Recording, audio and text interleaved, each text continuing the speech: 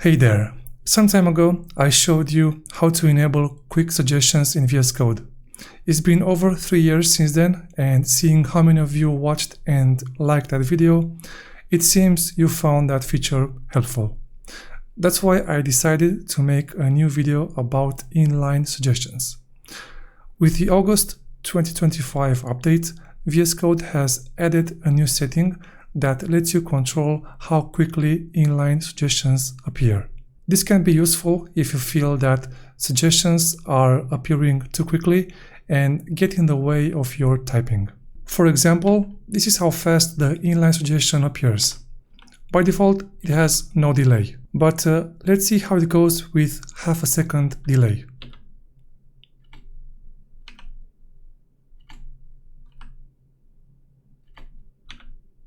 Before we get started, I would like to thank everyone who supports this channel, especially the 2.37k subscribers. Your support helps me continue creating clear and concise tutorials. Now, let's get back to VS Code and see how to control how quickly inline suggestions appear. Press Ctrl and comma or Command comma on macOS to open the settings. Then search for editor.inline suggest.min show delay and set the delay in milliseconds. I'm going with half a second, which is 500 milliseconds. You can also directly modify your settings suggestion file by adding the following line: editor.inline suggest.min show delay and set the value to 500. I'll go with 500 milliseconds, but you can set whatever value feels comfortable for you.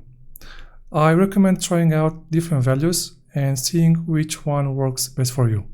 For now, I think a 500 millisecond delay works for me. Alright, now let's see it in action.